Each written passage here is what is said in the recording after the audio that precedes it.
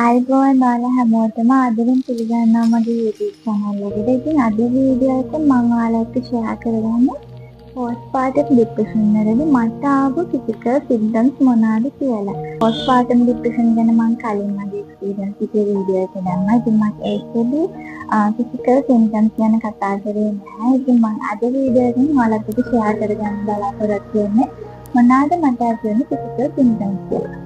ඉතින් මේ physical symptoms ගැන ගත්තාම මුලින්ම කියන්න ඕනේ මේවා වෙනත් රෝග හින්දා ඇති වෙන්න පුළුවන්. ඒ ඉස්සෙල්ලාම මමත් physician කෙනෙක් ගිහිල්ලා මට කියන ඔක්කොම ලෙඩ කියලා ඉතින් ඊට පස්සේ අර මට දැන් විශේෂ ලෙඩ හින්දා ඒවට අදාළ ડોක්ටර්ස්ලා කන්සල්ටන්ට් ළඟට ගිහිල්ලා ඔක්කොම ටෙස්ට් බ්ලඩ් ටෙස්ට් රිපෝට් ඒ හැම දෙයක්ම බලලා මට physically වෙන මොනවත් ලෙඩක් නැහැ කියලා කන්ෆර්ම් කරගෙන තමයි depression වලට treat කරන්නේ. ඉතින් ඒ හින්දා මේ symptom postpartum depression වලටම කියලා නෙමෙයි කියන්නේ. මේ මට ඇතිවෙන symptoms ටික තමයි ඔයාලා එක්ක මම share කරන්නේ. මම කලින් මගේ කතාවල් ටික කිව්වා. මට postpartum depression හැදෙන බබා ලැබිලා මාස දෙකක් එක මාසයක් දෙකක් අතර කාලයකදී හැබැයි මේ හැදිලා තියෙන postpartum depression කියලා මම පිළිගන්නේ නැහැ. මට හස්බන්ඩ් යන් අපි ડોක්ටර් කෙනෙක් ළඟට ගියාදී මම යන්නේ නැහැ. ඒක තමයි මම කරපු ලොකුම වැරද්ද. ඉතින් එහෙම යන්නේ නැතුව මම මේ තත්ත්වෙම කන්ටිනියු කරගෙන යනවා. කියන්නේ අර මගේ ඔළුවට පීඩනයක් දෙන ඒ දේවල්ම හිත බය වෙලා මම තව පීරියඩ් එකක් ඉන්නවා. ඉතින් මෙන්න මට ෆිසිකල් සිම්ප්ටම්ස් එන්න පටන් ගන්නවා. ඉතින් මුලින්ම මට ඇති වෙන සිම්ප්ටම් එක තමයි මට හුස්ම ගැනීමේ අපහසුතාවයක් ආවේ. මාව හිර වෙලා වගේ කොච්චර හොඳට මේ අපි එන්වයරන්මන්ට් එක හොඳට උස්ම ගන්න පුළුවන් වෙන තිබුණත් මට නිකන් මාව හිර කරලා වගේ මට උස්ම ගන්න බෑ දැන් හිර වෙන්න යනවා ඒ වගේ අපහසුතාවයක් දැනෙනවා. ඒක මගේ සයිකියාට්‍රික් ડોක්ටර් නම් කිව්වේ අර ස්ට්‍රෙස් එක නිසා කෝටිසෝල් හෝමෝන් එක ගැන හෝමෝන් වල ඉම්බැලන්ස් එකත් එක්ක තමයි මේ සිම්ප්ටම් එක එන්නේ කියලා. ඉතින් ඊළඟට ආපු එක තමයි මට නිකන් බ්ලර් විෂන් එකක් යන පැහැදිලි ටිකක් බලද්දි පැහැදිලිව පේන නිකන් බ්ලර්ඩ් වගේ එක පාටම හිතපු ගමන් ඇත්තටම ඒක බොඳ වෙලා යනවා බලන දේ බ්ලර් වෙලා යනවා. ඉතින් එහෙම සිම්ප්ටම් එකක් තිබුණා. ඊළඟට මම මිග්‍රේන් තිබුණා. මට ඉස්කෝලේ යන කාලේදී යුනිවර්සිටි යද්දී මට මිග්‍රේන් තිබ්බා. ඉතින් මේක ටිකක් ෂේප් වෙලා තිබුණා. මගේ ප්‍රෙග්නන්සි එකේදී තිබුණා. ඊට ආයෙ ෂේප් වෙලා තිබ්බා. හැබැයි මේ මට ડિප්‍රෙස් වුණාට පස්සේ මේක කොහොමවත් ටිකක් වැඩිපුර දැනෙන්න ගත්තා. වැඩිපුර හැදුණා මට يعني සර්වයිව් වෙන්න ටිකක් අමාරුයි වගේ වෙන්න ගත්තා. අර කැරකෙවිල්ල වගේ තිබුණා. මේ කැරකෙවිල්ල කියන එක මට ටිකක් ඒක නිසාමද කියලා කියන්න බෑ. ඒකත් එක හේතුවක්. අර හිතලා වැඩි වෙලා අපිට තියෙනවනේ මනිත් එක තමයි මට නිින්ද හරියට නිදා ගන්න බැරි වෙනවා. ඕක නම් ටිකක් කලින් ඉඳලම තිබුණ සිම්ප්ටම් එක ඇහැරලා ඉන්න බෑ. හරි අමාරුයි. ඒ ගැතිය තිබුණා. ඉතින් මේකත් මේ පීරියඩ් එක ආයෙ එන්න මුල් කාලේ අපිට හරි නිදිමතයි. ඉතින් බබා ලැබිලා ඉතින් එයා නිදි අපි බබා නිදියන හරි කොරයි. තාමත් එහෙමයි. ඒ කියන්නේ තාමත් වෙලාවකට රෑ වෙනකන් ඇහැරගෙන ඉන්නවා. ඉතින් ඒ වගේ චූටි දවස්වල කොහොමද අමාරුයි. ඉතින් චූටි දවස්වල මේක තවත් වැඩි. අපි දෙන්නා කියන්නේ සමහර දවස් එළි වෙනකම් වගේ හැරෙන දවස් තියෙනවා. ඉතින් මෙහෙම ඉඳලා අර දවල්ට වගේ අපිට නිදා ගන්න මට හම්බ වෙන chance එකක්. ඉතින් ඒ වෙලාවදීවත් මට හොඳ නිින්දක් ලැබෙනවා. මට නිදා ගන්න ගියාට නිදා ගන්න බෑ. මේකත් එක රෝග ලක්ෂණයක් මට තිබුණා. ඉතින් ඊළඟට මට දැනෙන ලොකුම සහ මම මාව අමාරු ගමනක් සිම්ප්ටම් එකක් තමයි මේක. මගේ heart beat එක මගේ හදේ ගැසෙන වැඩි වෙනවා. සහ ඒක මට දැනෙන්න ගත්තා. ඉතින් මේ විදිහම සෑහෙන්න බය වුණා. ඉතින් ඊට පස්සේ මම යනවා ඉස්සෙල්ලා physician කෙනෙකුට. ඊට පස්සේ ECG අරගෙන ඒවා කරලා බ්ලඩ් ටෙස්ට් ටිකක් කරනවා. ඒක කරලා ඒ ડોක්ටර් කියනවා නෝමල් වෙන ප්‍රශ්නයක් නැහැ. ස්ට්‍රෙස් එකට වෙන්නේ නැති කියලා කියනවා.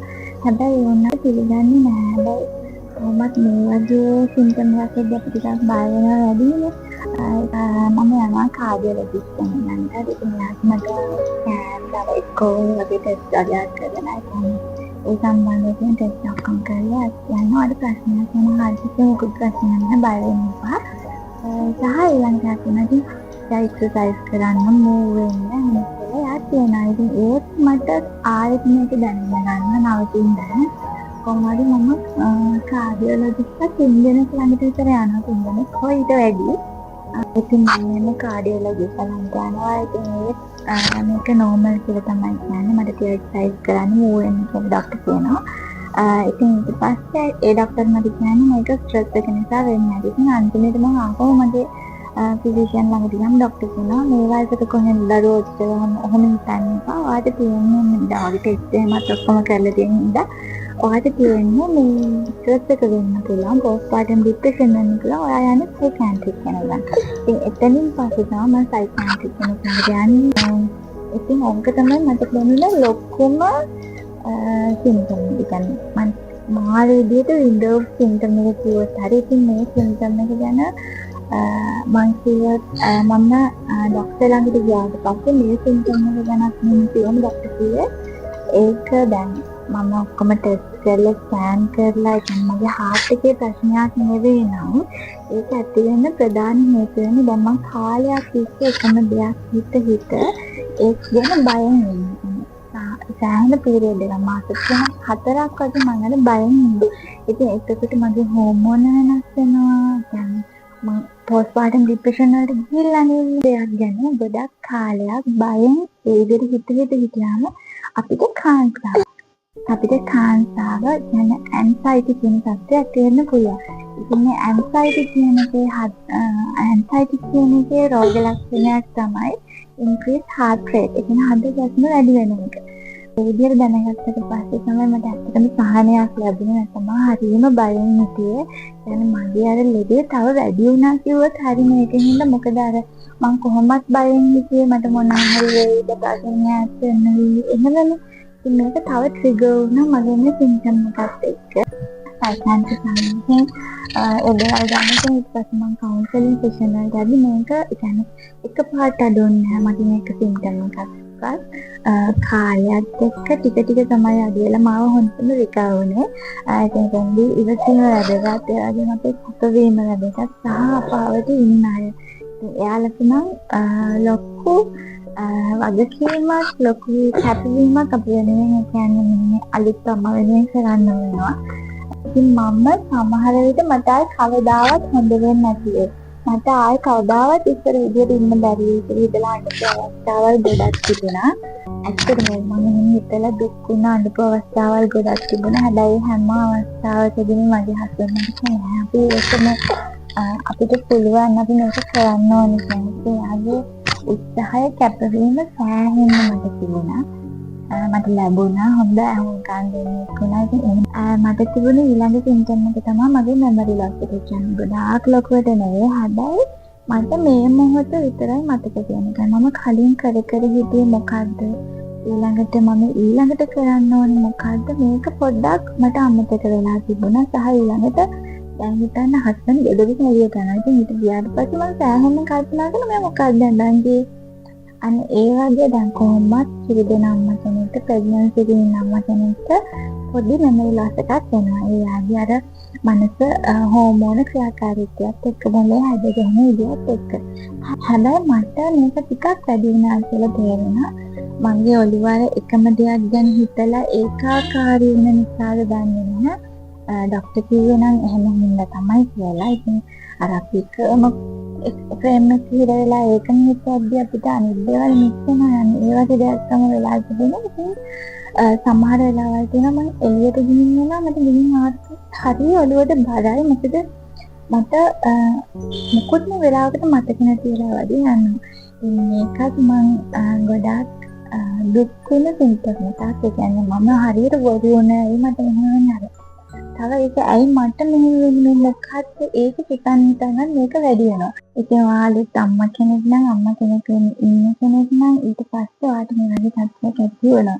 يعني පසුබිම විෂාදය කියන්නේ දැන් කාලේ හැම කෙනෙක්ටම ගොඩක් අයට ඇති වෙන දෙයක්. ඉතින් එහෙම දෙයක් ඇති වෙනොත් ඔයාට ඒක දැනෙන පළවෙනි වෙලාවේ බෙහෙත් ගන්න උත්සාහ කරන්න වෛද්‍යවරයෙක් හම්බෙන්න. ඒ කියන්නේ සමහර ළඟ ඉන්න කෙනෙක් එක්ක ෂෙයා කරගෙන කියන්න මට මෙන්න දෙයක් ඇති වෙනවා මම හිතනවා කියලා. ඊළඟට අර ඉන් කියන්න කරුණට අදින ඔයාගේ ඒරියා එකේ ඔයාගේ මොච් එකට වටිනාකමකින් හරි මේක කියන්න කියලා කියන්නේ කල් ගන්න එපා කියලා තමයි මම කියන්නේ. මොකද මගේ කතාව ඉතින් අවුරුදු එකමාරක් අවුරුද්දක් කට වඩා මේ කතාව දිගටම මම මේ විදිහට කියන්නේ මම කිව්වත් මගේ හස්බන්ඩ් මට කියන ડોක්ටර් කෙනෙක් ළඟට යමු කියලා ඒ කිව්වත් මම ඒක රිජෙක්ට් කරලා මම තව අර එකම රූටින් එක කන්ටිනියු වෙනවා තමයි මගේ කතාව එච්චර දුරදිග යන්නේ. ඉතින් මට හොඳටම වෙන අවුරුදු එකමාරක් වගේ කාලයක් ගියා. ඉතින් ඒක වෙන්නේ නැති වෙන තමයි මම ඔයාලට කියන්නේ. ඔයාලට ඒක දැන් පළවෙනි වෙලාවෙම ඔයාගේ ළඟම ඉන්න කෙනෙකුට ඒක ෂෙයා කරනවාට අවශ්‍ය ප්‍රතිකාර වලදී එන්නේ කියලා. ඉතින් postpartum depression ගැන එතකොට මගේ pregnancy journey ගැන මම ඔයාලට කතා කරා. ඉතින් අද physical symptoms ටික ගැන කතා කරා. ඉතින් මම බලාපොරොත්තු වෙන ඉස්සරහට තවත් වීඩියෝස් මගේ experience එක ඔයාලට ෂෙයා කරගන්න. ආයෙමත් අද වීඩියෝ එකෙන් ඔයාලා හම්බ වෙන එක ඔයාලා හැමෝටම ආදරේ පරිස්සමින් ඉන්න.